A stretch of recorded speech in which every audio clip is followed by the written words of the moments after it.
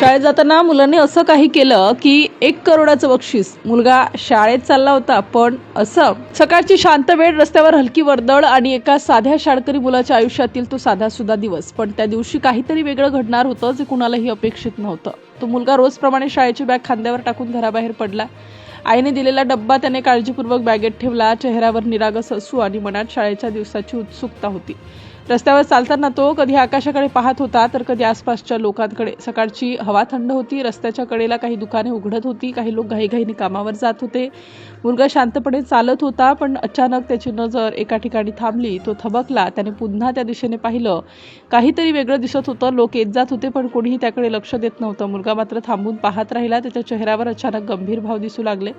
तो हळूहळू पुढे गेला. काही क्षण तो तिथेच उभा राहिला. आसपासची लोक अजूनही त्याच्या कामात व्यस्त होती, पण मुलगा मात्र तिथून हलत नव्हता. त्याच्या मनात काहीतरी चालू होतं.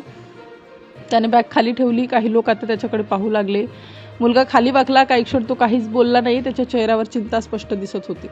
तो थोडा मागे झाला, मग पुन्हा पुढे गेला. त्याने बॅग उघडली. आत काहीतरी शोधू लागला. आसपास उभे असलेले लोक आता उत्सुकतेने पाहत होते. मुलगा शांत होता. त्याने बॅगेतून डबा बाहेर काढला. काही क्षण तो डब्याकडे पाहत राहिला. त्याच्या चेहऱ्यावर विचारांचे भाव होते. आसपासची शांतता अधिक वाढली होती.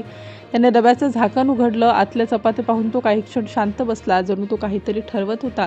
लोकांच्या चेहऱ्यावर प्रश्नचिन्ह होते. त्याने हळूहळू एक चपाती हातात घेतली, मग पुढे सरकला. त्याने ती खाली ठेवली. काही क्षण शांतता पसरली. मुलगा मागे सरकला. पुन्हा त्याने डब्यात हात घातला. अजून एक चपाती काढली. तीही त्याने खाली ठेवली. त्याच्या चेहऱ्यावर समाधान दिसू लागलं. लोक अजूनही पाहत होते. तो काही क्षण तिथेच उभा राहिला. त्याने हळूच मागे पाहिलं. त्याच्या डोळ्यात आनंद दिसला. त्याने बॅग उचलली, पण अजूनही तो तिथून हलत नव्हता. मुलगा काही क्षण शांत उभा राहिला. हळूहळू मागे सरकला. त्याच्या चेहऱ्यावर समाधान आणि शांतता होती. आसपासच्या लोकांनाही आता काहीतरी जाणवू लागलं. काही लोक थांबून त्याच्याकडे पाहत होते. काहींनी त्याचं कौतुक केलं, पण मुलगा मात्र काही न बोलता उभा होता. त्याच्या चेहऱ्यावर निरागस भाव होते.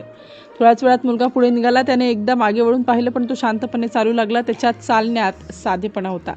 आजूबाजूचे लोक अजूनही त्या घटनेचा विचार करत होते. छोट्या मुलाने काहीतरी वेगळं केलं होतं. त्यात कोणताही दिखावा नव्हता, फक्त निरागस भावना होती. लोकांच्या चेहऱ्यावर आश्चर्य आणि कौतुक दिसत होतं. काहींनी मनातच त्या मुलाला आशीर्वाद दिला. काहींनी त्या घटनेचा विचार करायला लोकांना भाग पाडलं. तो मुलगा पुढे चालत राहिला. शाळेकडे जाणारा त्याचा मार्ग सुरूच होता, पण त्याचा त्या छोट्या कृतीने अनेकांच्या मनात मोठी जागा निर्माण केली होती. काही वेळानंतर लोकांनी त्या घटनेबद्दल चर्चा सुरू केली. प्रत्येकजण त्या मुलाच्या संवेदनशीलतेचं कौतुक करत होता. त्याच्या कृतीने सर्वांना भावूक केलं. त्या मुलाने कोणताही विचार न करता एक निर्णय घेतला होता. स्वतःच्या गरजेपेक्षा दुसऱ्याची भूक त्याला जास्त महत्त्वाची वाटली होती. हीच त्याच्या संस्कारांची ओळख होती.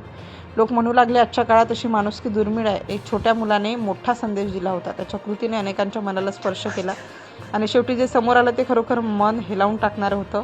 त्या शाळकरी मुलाने स्वतःच्या डब्यातील चपात्या भुकेने व्याकुळ झालेल्या 2 भटक्या कुत्र्यांना खायला दिल्या. स्वतः उपाशी राहण्याची तयारी ठेवून त्याने माणुसकीचं खरं उदाहरण त्यावेळी घालून दिलं.